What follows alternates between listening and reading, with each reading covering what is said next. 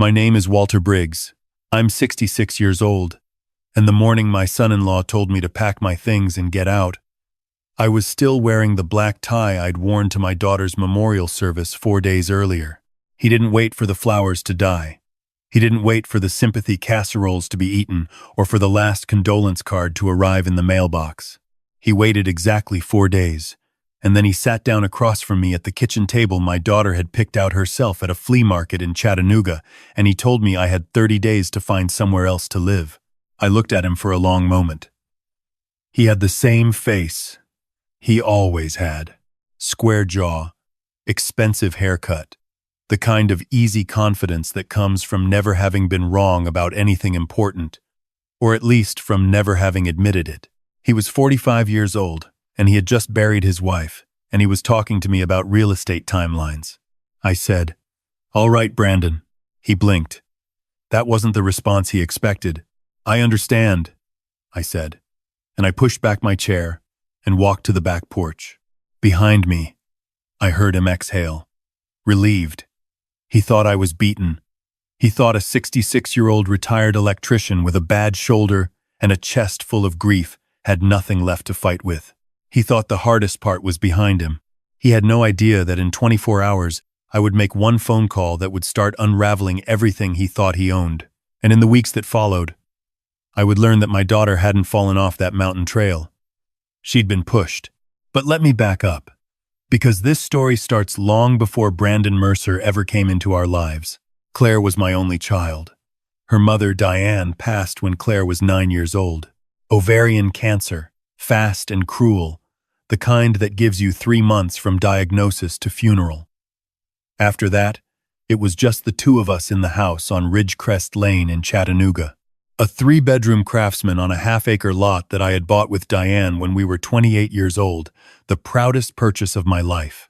I'd rewired the entire thing myself, replaced every board on the front porch, built the kitchen shelves by hand. Every inch of that house had my fingerprints on it.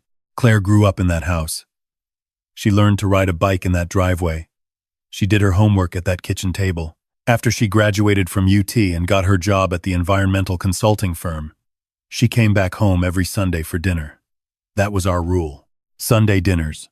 No exceptions. She met Brandon at a work conference in Nashville when she was 34. He was a real estate developer. All charm and momentum. The kind of man who made you feel like you were the most interesting person in the room. I tried to like him. Claire loved him. And she deserved to be loved back. So I swallowed my instincts and showed up at their wedding with a smile on my face. They moved into the house on Ridgecrest Lane 2 years into the marriage. My suggestion. Actually, Claire had mentioned they were house hunting, and the idea of strangers living in that home was something I couldn't sit with. So I offered it to them at a price that was barely above symbolic, with one condition. I kept the small apartment above the detached garage for myself. Claire agreed immediately. Brandon agreed with a smile that didn't quite reach his eyes. For 6 years, we made it work. Claire and I were close the way people are when it's been just the two of them against the world for a long time. We had dinner together a few nights a week. I fixed things around the house when they broke. I watched their dog when they traveled. Brandon and I were civil, respectful, never warm, but functional. Then Claire started hiking. About a year before she died, she got into trail running in the Smokies. Every weekend, she was out there. She had a group she went with, 4 or 5 people from her office. She came back from those trails with mud on her boots and something lighter in her eyes. I was glad for it. 8 months ago, she went out on a Saturday morning for a solo hike on a trail she'd done a dozen times before. She didn't come back. A search team found her at the base of a ravine off the Laurel Creek Trail. The official report said she had slipped on a wet rock near the ridge and fallen approximately 40 feet. Blunt force trauma to the head. Ruled an accident. Case closed. I couldn't make peace with it. Claire was meticulous on those trails. She had the right gear, the right boots, the right habits. She always texted me when she reached the trailhead. That Saturday, she had texted me at 8:47 a.m. She'd sounded fine, normal. She'd said she was going to try a new route near the eastern ridge. She'd said she'd call me at lunch. She never called. The memorial service was held on a Tuesday. Brandon stood at the front of the room in a charcoal suit, shaking hands, accepting hugs, thanking people for coming.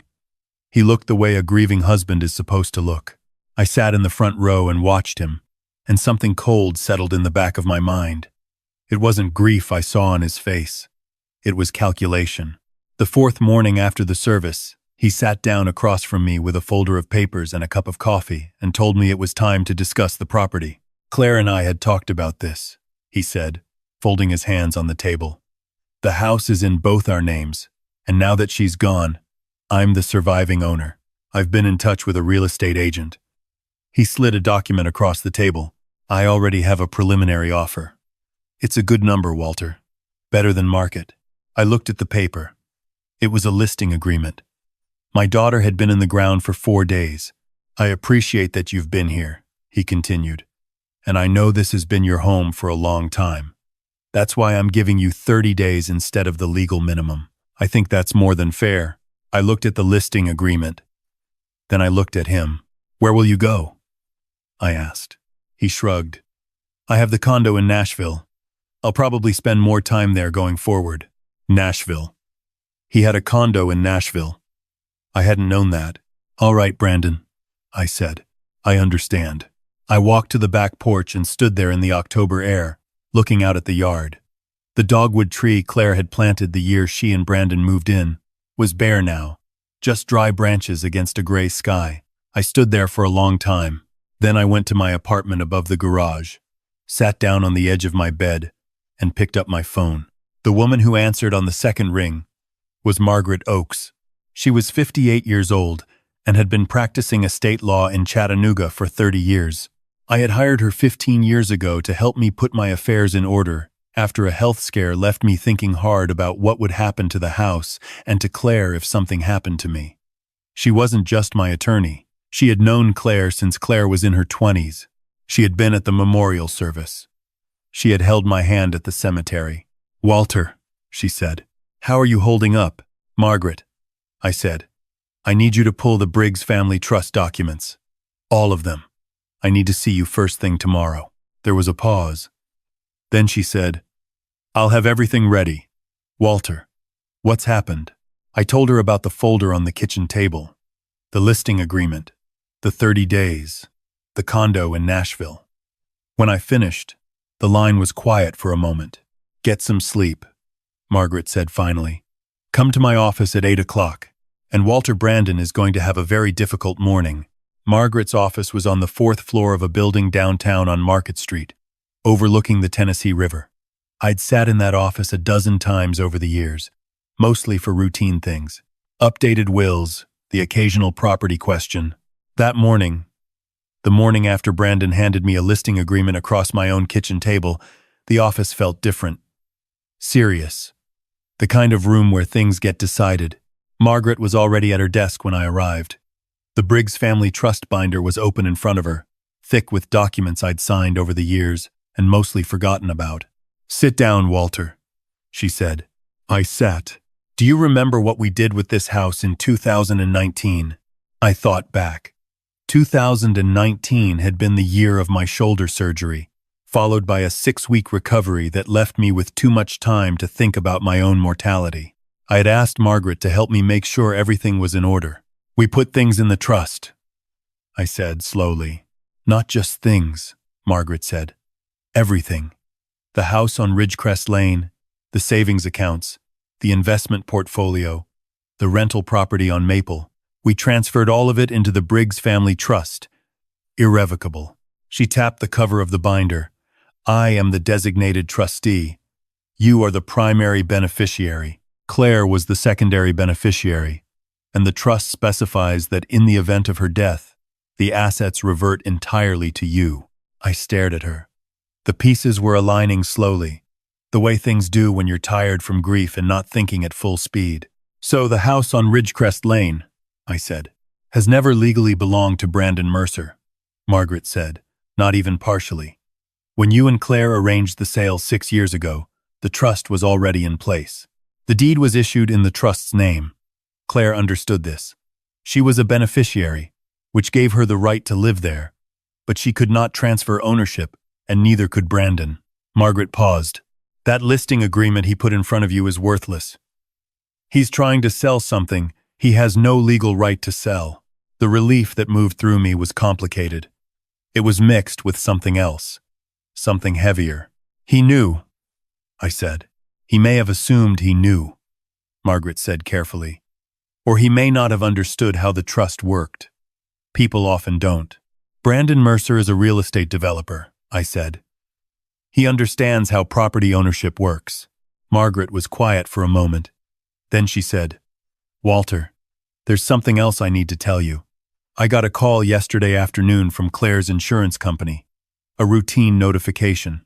3 months ago, someone submitted a request to change the beneficiary on Claire's life insurance policy, her employer-sponsored policy. The new beneficiary named was Brandon Mercer. The room was very still. Claire had named me, I said. Claire named you when she took out the policy 8 years ago. The change request was submitted in July. It was approved in August. Did Claire make that request? Margaret opened a folder on her desk. The signature on the change form matches Claire's name. But I had a colleague take a preliminary look at the document this morning, given everything you told me last night. She turned the folder toward me. Look at the signature. Now look at this one. The second signature was from Claire's voter registration, pulled from county records. I had looked at Claire's handwriting my whole life. I knew the way she crossed her T's, the particular slant of her capital C. The signature on the insurance form was cramped and careful, like someone drawing a signature rather than writing one. My daughter had not signed that form. The policy was worth $500,000, and if Brandon had changed the beneficiary in July, 2 months before Claire died in September, then he had known, even then, that she wasn't going to be alive much longer to question it. I drove back to the house on Ridgecrest Lane, feeling like the ground had shifted under my feet. I walked past Brandon's car in the driveway, past the dogwood tree in the yard, up the stairs to my apartment above the garage. I sat down at my desk and looked out the window at the house where I had raised my daughter, and I thought about what Margaret had just told me. My daughter had not fallen off that trail. I didn't know it yet, the way you know something when you have proof. But I knew it the way fathers know things about their children. I knew it the way I'd known Diane was sick 3 months before the doctors found it. The knowledge sat in my chest like a stone. The next morning, Margaret filed an emergency motion to freeze any attempted sale of the Ridgecrest Lane property, citing trust documentation. She also filed a formal challenge to the insurance beneficiary change, flagging the signature discrepancy. And she placed a call to a man named Frank DeLuca. Frank DeLuca was 61 years old, built like a man who had once been required to run and had decided to stop only recently. He had spent 22 years as a DEA agent before retiring to Chattanooga and opening a private investigation firm that specialized in financial crimes and domestic fraud. He drove a 12-year-old Jeep Cherokee, and he spoke in short sentences, and he had the particular stillness of someone who had spent decades watching people and knowing exactly when they were lying. He sat in Margaret's office on a Thursday morning, and I told him everything. The listing agreement, the condo in Nashville, the forged insurance form, Claire's hiking accident, the text she had sent me at 8:47 that morning, the way Brandon had looked at the memorial service. Frank listened without moving. When I finished, he said, "Tell me about his business." I told him what I knew. Brandon developed residential and commercial properties across East Tennessee and into Georgia. He'd been doing it for 15 years. He was successful, at least on the surface. Nice suits, nice watch. The condo in Nashville I hadn't known about. Did Claire ever mention anything about his work? Frank asked. Concerns. Anything that seemed off? I thought about it. There had been a phone call, maybe 6 months before she died. Claire had called me on a Tuesday evening, which was unusual because we usually talked on Sundays. She'd sounded distracted, careful in the way people are when they're thinking about something they haven't fully worked out yet. She'd asked me, almost casually, whether I knew anything about shell companies, whether a company could own another company to move money between them without anyone noticing. I'd thought it was a work question, something related to one of her environmental consulting projects. I'd told her I didn't know much about it. She'd said thanks and changed the subject. I told Frank about that phone call. He wrote something in his notebook. What was she working on at the time? Environmental impact assessments, mostly. She reviewed development projects, looked at water runoff, habitat disruption, that kind of thing. She'd been doing a lot of work in Hamilton County. Frank looked up. Hamilton County. What kind of development projects? I don't know the specifics. She mentioned one big one, a mixed-use development out near the river. Somebody was trying to build on old industrial land. She said the remediation costs were being underreported. Frank closed his notebook.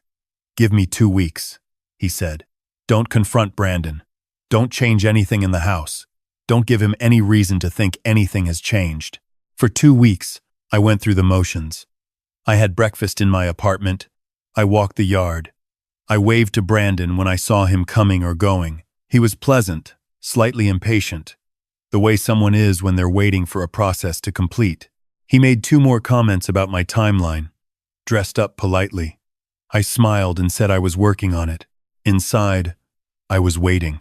Frank DeLuca came back on a Thursday afternoon, and what he laid on Margaret's conference table changed the shape of everything. Brandon Mercer had been running a financial fraud scheme through his real estate development company for at least 6 years.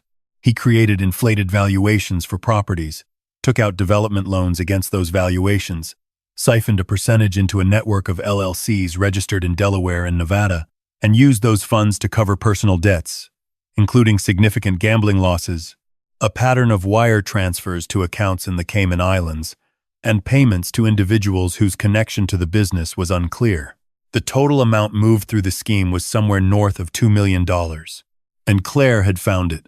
Her company had been hired to review the environmental impact assessment on the Riverbend development, the big, mixed-use project on the old industrial land. While she was reviewing the project financials for context, the way environmental consultants sometimes do when remediation costs are involved, she had noticed irregularities in how the remediation budget had been structured. She'd pulled on the thread. She was methodical, thorough. The same qualities that had made her good at her job had led her into something she hadn't expected. Frank had found her work files on the company server, backed up to a cloud account that Brandon wouldn't have known about. She had flagged the irregularities in a memo dated 6 weeks before she died. She had sent a copy of that memo to a contact at the Tennessee Department of Environment and Conservation.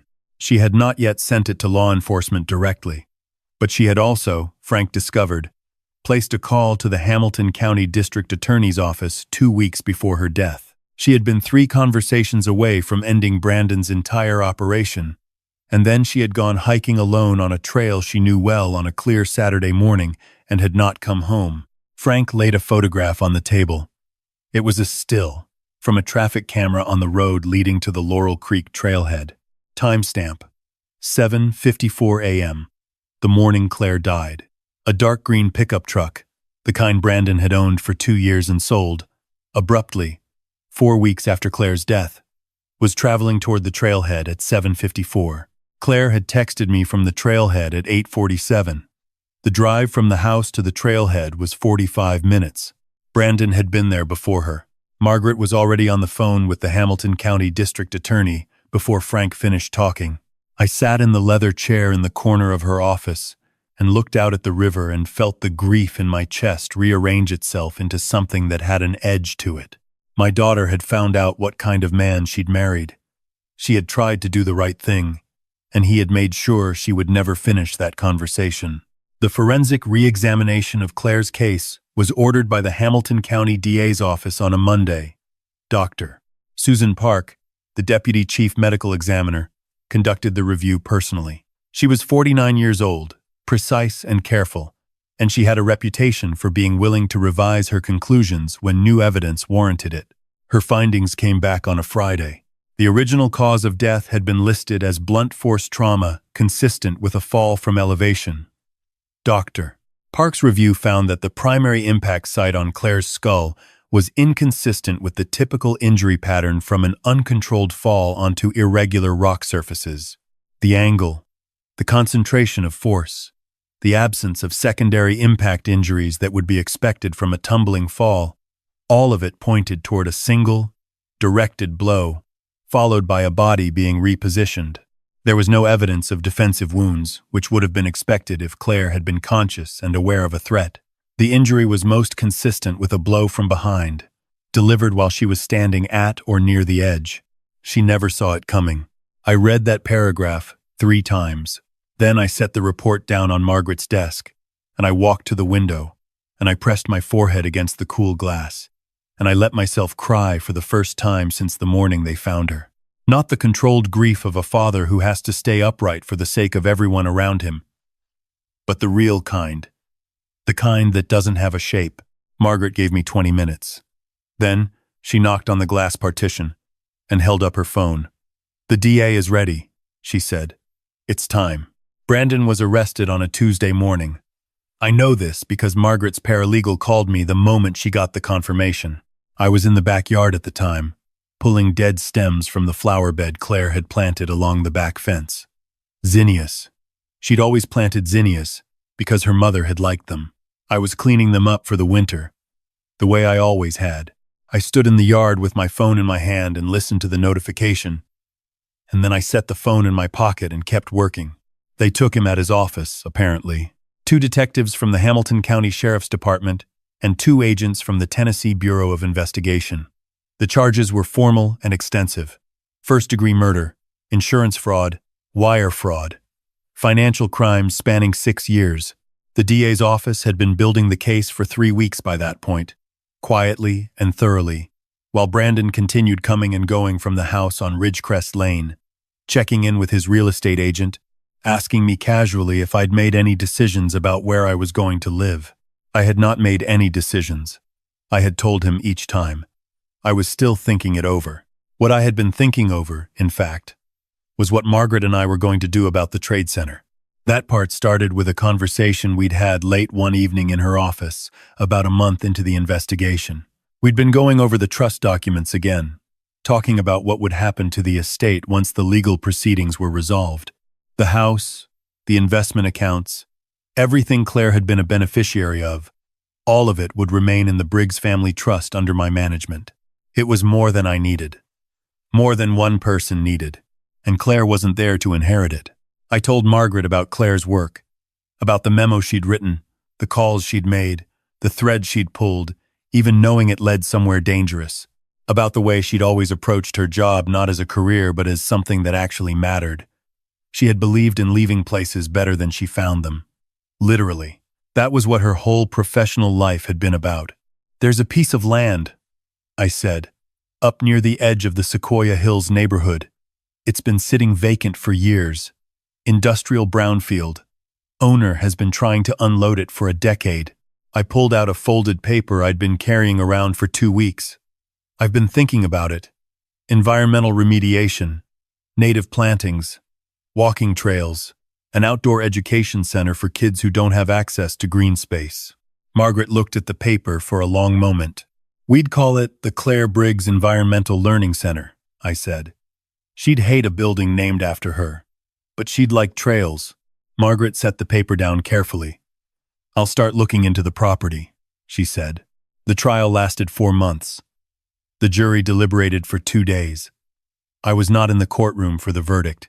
I had made my peace with what I needed to make my peace with, and I didn't need to see Brandon's face when the word came back. Margaret called me at 11:23 on a Wednesday morning. "Guilty," she said. "All counts." I was standing in the kitchen on Ridgecrest Lane, Diane's kitchen, the kitchen I'd wired myself when we moved in 38 years ago. The coffee maker was running. October light was coming through the window over the sink, the kind of flat golden light that Chattanooga does in the fall. I had Claire's coffee mug on the counter next to mine, the one with the trail map of the Smokies on it that she'd bought at a gas station once and used every single day. "Thank you, Margaret," I said. She was sentenced to life in prison without the possibility of parole for the murder of my daughter. The fraud charges added concurrent sentences that were almost beside the point. I set down the phone and poured myself a cup of coffee and stood at the kitchen window for a long time. The groundbreaking for the Claire Briggs Environmental Learning Center was held on a Saturday in April, 7 months after Brandon's arrest, and 2 weeks after the last paperwork cleared. The land had been remediated over the winter, and on the day of the groundbreaking, the first section of the walking trail was already staked out through the low meadow. A small crowd had come, people from Claire's firm, neighbors from Ridgecrest Lane, her friends from the hiking group, a few people I didn't know who had read about the project and showed up anyway. I stood at the edge of the meadow in my good jacket and watched people walk the staked trail, pointing at the markers, showing where the oak trees would be planted, where the native wildflower sections would go, where the outdoor classroom pavilion would stand. 2 kids from the elementary school down the road were already running along the dirt path, their sneakers kicking up dust. Margaret stood next to me with her hands in her coat pockets. "She would say you went overboard," Margaret said. "She would be right," I said. We stood there in the April sun and listened to the kids running the trail. Somewhere in the meadow, somebody had already planted a handful of zinnias along the path marker. A small gesture nobody had planned. I don't know who did it, but there they were, bright orange in the April light, exactly the kind of thing Claire would have done. I thought about what Brandon had seen when he looked at me across that kitchen table. An old man in a funeral tie, a retired electrician with a bad shoulder and nowhere to go. Someone so hollowed out by grief that 30 days and a listing agreement would be enough to knock him down for good. He had seen the surface of a thing and thought he understood the whole of it. That is the particular blindness of people who measure everything in terms of what they can take. They look at a man who has spent 40 years building something careful and solid, and they see only what's in front of them. They don't see the trust documents. They don't see the 40 years of relationships, of showing up, of being the kind of person other people answer the phone for at 9 at night. They don't see what gets built in silence over a lifetime. They see an old man with a bad hip and a broken heart, and they think they've already won. If you've ever been underestimated by someone who only looked at the surface, I want you to tell me about it in the comments. Tell me where you're watching from. Tell me what happened when they finally understood what they had missed. Your words find me, and they matter. And if you believe that what we build in silence is what outlasts everything else, please hit subscribe. There's more to come. I'm not done yet.